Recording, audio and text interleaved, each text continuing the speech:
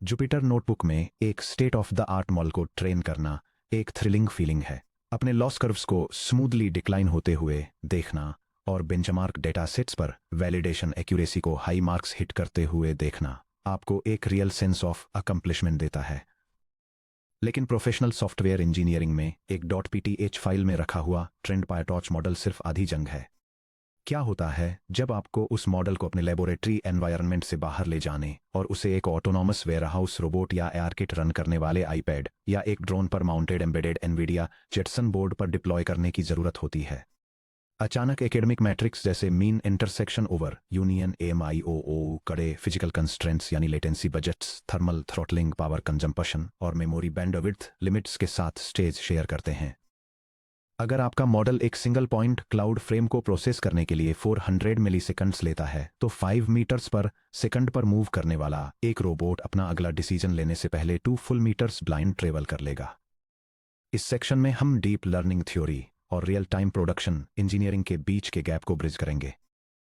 हम 3D sensors के physical latency budgets को एनालाइज करेंगे, पॉइंट क्लाउड पाइपलाइंस के नेटिव हिडन कंप्यूटेशनल बॉटलनेक्स को अनकवर करेंगे, ONNX और TensorRT जैसे एक्सपोर्ट पाथवेज को एक्सप्लोर करेंगे, लो प्रिसीजन क्वांटाइजेशन को मास्टर करेंगे और सीधे आपके मैक पर परफॉर्मेंस को प्रोफाइल करेंगे।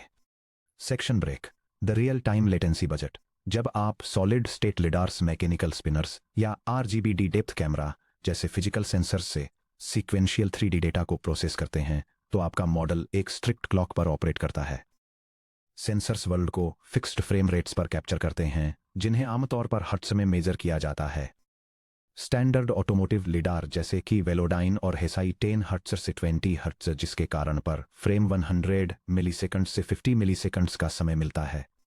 हाई स्पीड डेप्थ कैमरा जैसे कि इंटेल रियल सेंस और एप्पल लिडार 30 हर्ट्ज जिसके कारण पर फ्रेम 33.3 मिलीसेकंड्स का समय मिलता है। इंडस्ट्रियल इंस्पेक्शन स्कैनर्स 60 हर्ट्ज जिसके कारण पर फ्रेम 16.6 मिलीसेकंड्स का समय मिलता है।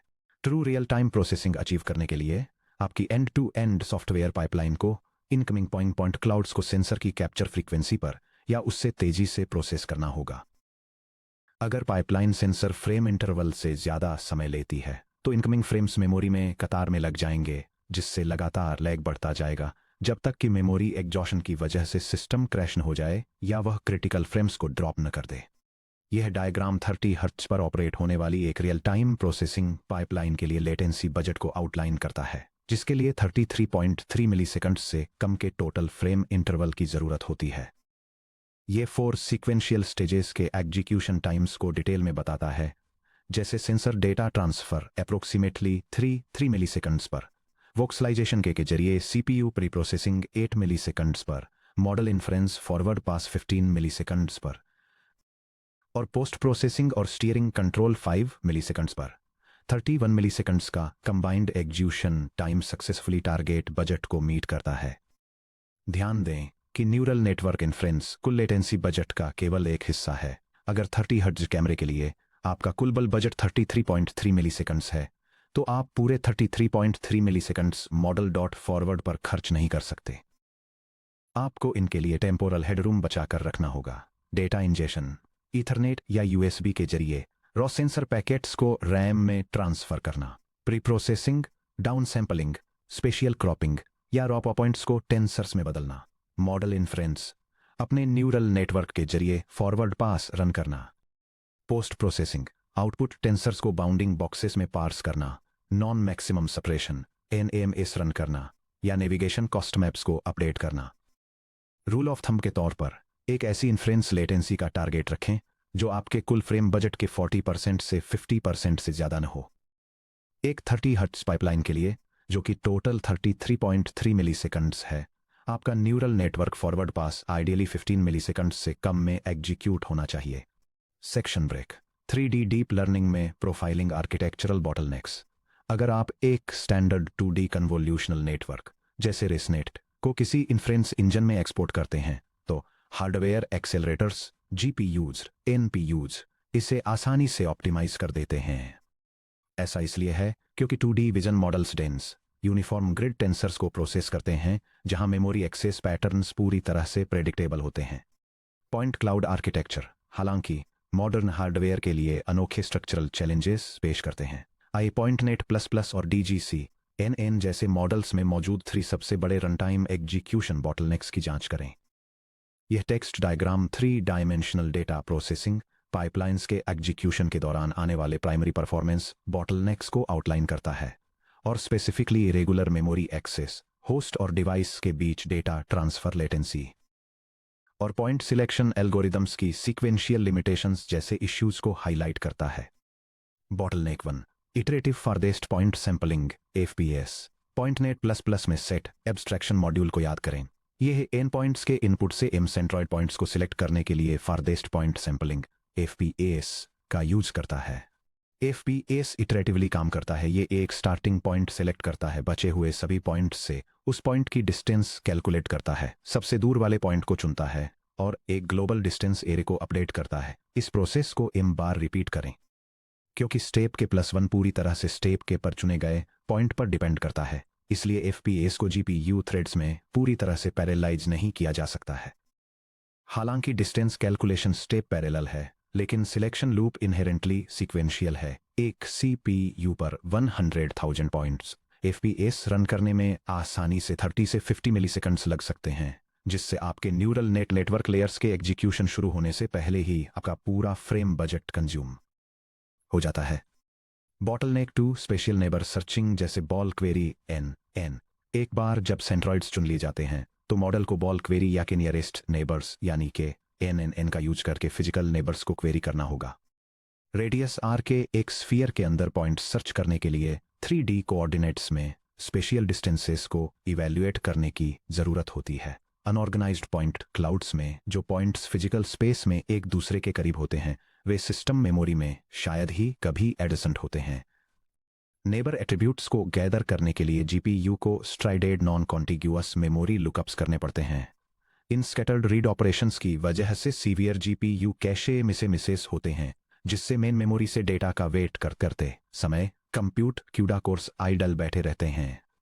Bottleneck 3 CPU to GPU context switches. अगर आपके सैंपलिंग ऑपरेशंस यानी FPS या नेबर क्वेरी CPU पर नेटिव पायथन या C++ में लिखे गए हैं, जबकि लीनियर लेयर्स GPU पर रन होते हैं, तो डेटा को होस्ट रैम और GPU VRAM के बीच लगातार PCIe बस के जरिए आना जाना पड़ता है। यह डायग्राम एक हेट्रोजीनियस कंप्यूटिंग पाइपलाइन की लेटेंसी और एग्जीक्यूशन फ्लो को दिखाता है और उस बॉटलनेक को हाईलाइट करता है जो spatial down sampling, one dimensional convolution और लोकल नेबरहुड सर्च ऑपरेशंस के दौरान होस्ट प्रोसेसर और ग्राफिक्स एक्सीलरेटर के बीच डेटा को बैक एंड फोर्थ ट्रांसफर करने की वजह से होता है। ये आगे पीछे होने वाले में मेमोरी कॉपीज अक्सर फ्लोटिंग पॉइंट मैथ ऑपरेशंस की तुलना में ज्यादा लेटेंसी पैदा करते हैं। Section break. High performance optimization ONNX tensor RT और core ML blazingly fast real time inference achieve करने के लिए हमें पायथन एग्जीक्यूशन ओवरहेड्स से बाहर निकलना होगा और अपने पाइटॉर्च मॉडल्स को स्पेशलाइज्ड इन्फ्रेंस इंजनों में एक्सपोर्ट करना होगा। यह डायग्राम एक मशीन लर्निंग मॉडल को एक्सपोर्ट करने के लाइफ साइकिल को दिखाता है। यह दिखाता है कि कैसे एक पाइटॉर्च मॉडल को open neural network exchange format में कन्वर्ट किया जा रहा है, जिसे बाद में टारगेट स्पेसिफिक इंजन्स जैसे कि जेटसन और RTX ग्राफिक्स कार्ड्स के लिए NVIDIA टेंसर RT या मैक और आईफोन डिवाइसेज के लिए एप्पल कोर ML में कंपाइल किया जाता है। Step 1 exporting to open neural network exchange यानी ONNX डीप लर्निंग आर्किटेक्चर्स के लिए एक यूनिवर्सल मिडलमैन फॉर्मेट की तरह काम करता है। यह आपके पाइटॉर्च कंप्यूटेशन ग्राफ को, जो पायथन एग्जीक्यूशन द्वारा डिफाइन होता है, एक स्टैंडर्डाइज्ड स्टैटिक ग्राफ फॉर्मेट में ट्रांसलेट करता है, जिसमें एक्सप्लिसिट इनपुट शिप्स ऑपरेटर्स और वेट मैट्रिसेस होते हैं। यहां बताया गया है कि आप एक ट्रेंड पॉइंट क्लाउड क्लासिफायर को पाइटॉर्च से ONNX फॉर्मेट में कैसे एक्सपोर्ट करते हैं। यह स्क्रिप्ट डेमोन्स्ट्रेट करती है कि पॉइंट क्लाउड क्लासिफिकेशन के लिए एक डीप लर्निंग मॉडल को पाइटॉर्च से स्टैंडर्ड ONNX फॉर्मेट में कैसे कन्वर्ट किया जाता है। यह प्रोसेस मॉडल को इवैल्यूएशन के लिए कॉन्फ़िगर करता है, एक्सपेक्टेड शिप के साथ एक सैंपल इनपुट टेंसर जनरेट करता है, फ्लेक्सिबल डिप्लॉयमेंट के लिए डायनेमिक बैच साइजिंग सेटअप करता है और ऑप्टिमाइज्ड कंप्यूटेशनल ग्राफ को एक फाइल में एक्सपोर्ट करता है। The custom operator challenge. स्टैंडर्डो ANNX specifications, matrix multiplication, 2D convolution और एलिमेंट वाइज एडिशन जैसे ब्रॉड ऑपरेशंस को सपोर्ट करते हैं। हालांकि कस्टम कूडा कर्नल्स जैसे कि पॉइंटनेट प्लस प्लस का कस्टम फर्देस्ट पॉइंट सैंपल या ball query default ANNX operators का हिस्सा नहीं है। जब प्रोडक्शन आर्किटेक्चर्स को एक्सपोर्ट किया जाता है तो इंजीनियर्स 2 मेन स्ट्रेटेजीज में से 1 का इस्तेमाल करते हैं। ग्रिड वोक्सलाइजेशन प्री प्रोसेसिंग, जिसमें कस्टम स्पेशल क्वेरीज को फिक्स्ड ग्रिड वोक्सल रिप्रेजेंटेशन से रिप्लेस किया जाता है। उदाहरण के लिए वोक्सलनेट या पिलर स्टाइल बिनिंग जो स्टैंडर्ड 3 या 2D कन्वोल्यूशन पर क्लीनली मैप होते हैं। C++ कस्टम प्लगइन रजिस्ट्रेशन, जिसमें TensorRT के लिए C++ या CUDA में कस्टम ऑपरेटर प्लगइन्स लिखे जाते हैं जो पाइटॉर्च के कस्टम C++ एक्सटेंशंस को सीधे नेटिव इन्फ्रेंस इंजन नोड्स से बाइंड करते हैं। Step 2 platform specific engine. एक बार जब आपके पास ONNX ग्राफ आ जाता है तो आप इसे एक हार्डवेयर ऑप्टिमाइज्ड रनटाइम बाइनरी में कंपाइल करते हैं।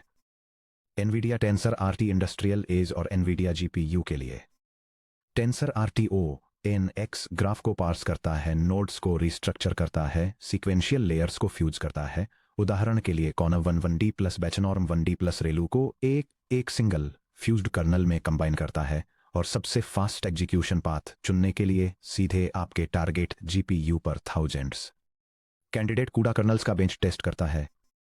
एप्पल कोर ML और AMP इस ग्राफ मैक OS, iOS और मैक एज सिस्टम्स के लिए। मैक OS और एप्पल सिलिकॉन हार्डवेयर पर मेटल परफॉर्मेंस शेडर्स ग्राफ यानी AMPs ग्राफ इंजन पाइटॉर्च या ONNX ऑपरेशंस को सीधे एप्पल के यूनिफाइड मेमोरी आर्किटेक्चर यानी UMA और एप्पल न्यूरल इंजन यानी ANE पर रन करने के लिए कंपाइल करता है। क्योंकि मैक सिस्टम्स पर CPU और GPU बिल्कुल same physical memory pool share करते हैं, इसलिए 0 कॉपी मेमोरी ट्रांसफर्स पॉसिबल हैं। आप बिना एक भी बाइट PCIe बस पर कॉपी किए CPU मेमोरी से रॉ लाइडार बफर्स को सीधे GPU एग्जीक्यूशन शेडर्स में पास कर सकते हैं। सेक्शन ब्रेक, लो प्रिसिजन क्वांटाइजेशन। 3D स्पेस में FP16 और INT8 standard neural network training FP32 single precision 32 bit floating point में होती है। हालांकि एज डिवाइसेस पर FP32 मॉडल्स को डिप्लॉय करने से काफ़ी ज़्यादा मेमोरी बैंडविड्थ और पावर कंज्यूम होती है। मॉडल वेट्स और एक्टिवेशंस को FP16 हाफ प्रिसिजन 16 बिट या INT8 8 बिट साइंड इंटीजर्स में कन्वर्ट करके हम मैसिव परफॉर्मेंस बूस्ट हासिल कर सकते हैं। Memory footprint INT8 models FP32 models की तुलना में 75% कम स्टोरेज लेते हैं, जो कि VRAM का सिर्फ 1/4 है। Inference throughput modern GPU tensor course INT8 arithmetic को FP30 के मुकाबले 2 टाइम्स से 4 टाइम्स तक फास्टर एग्जीक्यूट करते हैं। यह डायग्राम मॉडल पैरामीटर्स को स्टोर करने के लिए यूज होने वाले अलग अलग डेटा टाइप्स के मेमोरी फुटप्रिंट को कंपेयर करता है। ये 32 बिट फ्लोटिंग पॉइंट नंबर्स, जिन्हें हर पैरामीटर के लिए 4 बाइट्स की ज़रूरत होती है, उन्हें 16 बिट फ्लोटिंग पॉइंट नंबर्स, जिन्हें 2 बाइट्स की ज़रूरत होती है, और 8 बिट इंटीजर्स, जो हर पैरामीटर के लिए सिर्फ 1 बाइट यूज करते हैं, के साथ कंट्रास्ट करता है। The geometric precision pitfall. हालांकि INT8 quantization 2D image pixels के लिए ब्रिलियंटली काम करता है, जहां पिक्सेल कलर्स नेचुरली इंटीजर्स 0 से 255 के बीच रेंज करते हैं, लेकिन 3D पॉइंट क्लाउड कोऑर्डिनेट्स को सीधे 8 बिट इंटीजर्स में क्वांटाइज करना, अगर लापरवाही से किया जाए, तो मॉडल एक्यूरेसी को डिग्रेड कर सकता है। आइए समझने के लिए इसके मैथ को देखते हैं। मान लीजिए आप एक इंडोर रूम स्कैन कैप्चरते हैं जिसका physical bounding box x axis के साथ 10.0 मीटर तक फैला है। अगर आप उस 10.0 मीटर की कंटिन्यूअस रेंज को यूनिफॉर्मली एक 8 बिट इंटीजर स्पेस में मैप करते हैं, जो सिर्फ 2 to the power of 8 equal to 256 discrete quantisation bins offer करता है। Spatial resolution bin size 10.0 metres divided by 256 bins के इक्वल है, जो अप्रोक्सीमेटली 0.039 मीटर्स है, जो 3.9 सेंटीमीटर्स के इक्वल है। यह डायग्राम कंटिन्यूअस 3 डायमेंशनल स्पेस को एक क्वांटाइज्ड स्पेशल ग्रिड से कंपेयर करता है। यह दिखाता है कि कैसे 32 बिट फ्लोटिंग पॉइंट नंबर्स का यूज करके रिप्रेजेंट किए गए 2 क्लोज पॉइंट्स कंटिन्यूअस स्पेस में अपनी डिस्टिंक्ट जियोमेट्रिक लोकेशंस को मेंटेन रखते हैं। हालांकि जब इन्हें लगभग 4 सेंटीमीटर्स के रेजोल्यूशन वाले एक uniform 8 bit integer quantised grid पर मैप किया जाता है, तो दोनों पॉइंट्स एक ही ग्रिड सेल में कोलैप्स हो जाते हैं, जिससे जियोमेट्रिक डिटेल का कंप्लीट लॉस हो जाता है। तो 3.9 सेंटीमीटर्स का spatial grid resolution precise 3D task के लिए ज़्यादा कोर्स है। फाइन आर्किटेक्चरल सरफेस डिटेल्स, पतली चेयर लेग्स और sharp structural corners identical integer coordinates में कोलैप्स हो जाते हैं। इसके अलावा जब point location course integer grids पर स्नैप होती हैं, तो बॉल क्वेरी मॉड्यूल्स के अंदर डिस्टेंस कैलकुलेशन एरर्स कंपाउंड हो जाती हैं, जिससे पॉइंट्स अपने सही स्पेशियल नेबरहुड से पूरी तरह बाहर हो जाते हैं। Practical quantisation strategies for 3D pipelines, spatial accuracy को खराब किए बिना INT8 थ्रूपुट का फायदा उठाने के लिए एक्सपीरियंस्ड ML इंजीनियर्स 2 की डिजाइन स्ट्रेटेजीज का यूज करते हैं।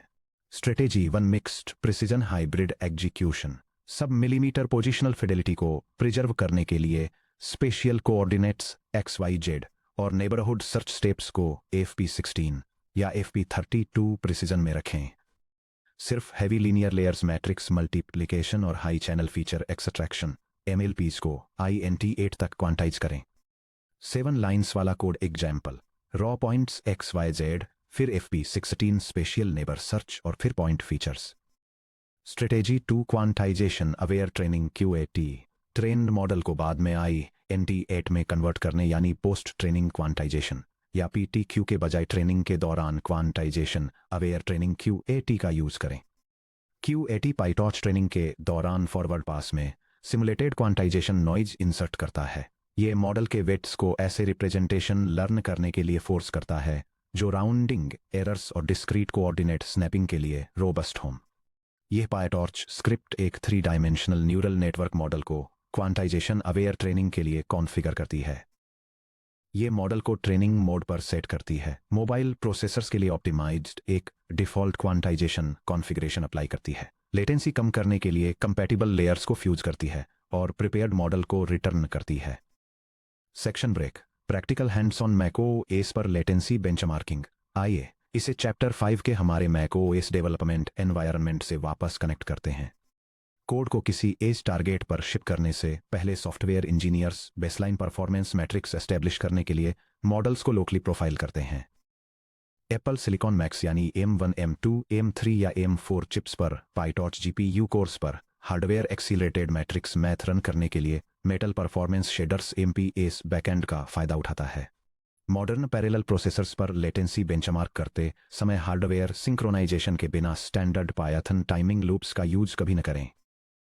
क्योंकि GPU ऑपरेशंस को एसिंक्रोनसली प्रोसेस करते हैं, इसलिए GPU द्वारा एक्चुअल टेंसर कर्नल्स को एग्जीक्यूट करना खत्म करने से पहले ही पायथन कोड अगली लाइन पर चला जाएगा। यहाँ एक प्रोडक्शन ग्रेड बेंचमार्किंग स्क्रिप्ट दी गई है जिसे एप्पल सिलिकॉन GPUs पर रियल इन्फ्रेंस थ्रूपुट और लेटेंसी डिस्ट्रीब्यूशंस यानी P50, P95 और P99 को सही तरीके से मेजर करने के लिए डिजाइन किया गया है। यह स्क्रिप्ट एप्पल सिलिकॉन या एनवीडिया ग्राफिक्स कार्ड्स जैसे हार्डवेयर एक्सेलरेटर्स पर पॉइंट क्लाउड डेटा को प्रोसेस करने वाले एक डीप लर्निंग मॉडल की परफॉर्मेंस को मेजर करती है।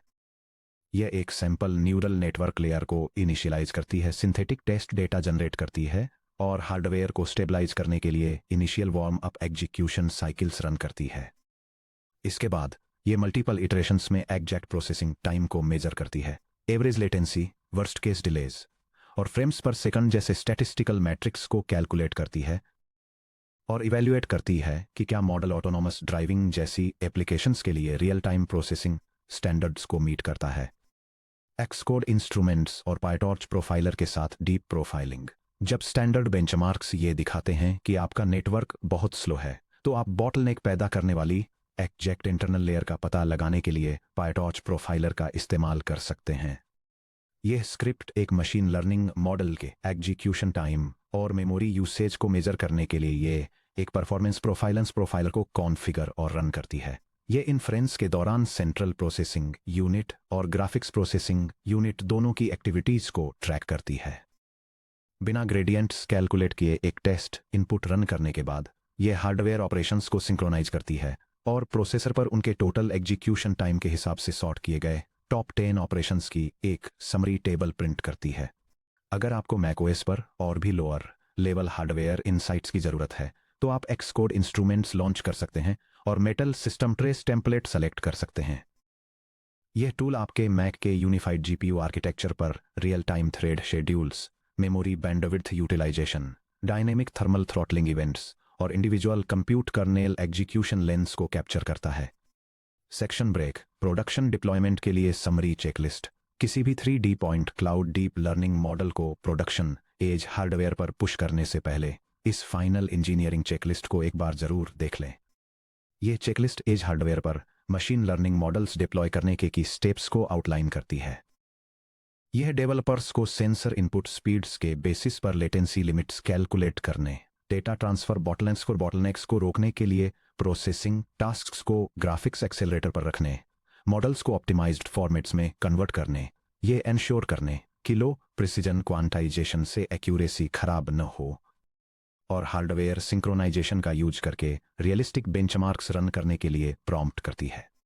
इन प्रोडक्शन ऑप्टिमाइजेशन टेक्निक्स को अप्लाई करके आप PyTorch पॉइंट क्लाउड आर्किटेक्चर्स को लीन और हाईली एफिशिएंट रन टाइम्स में ट्रांसफॉर्म कर देते हैं, जो रिसोर्स कंस्ट्रेंड हार्डवेयर पर रियल टाइम में कॉम्प्लेक्स 3D एनवायरनमेंट्स को पार्स करने में कैपेबल होते हैं। Section break.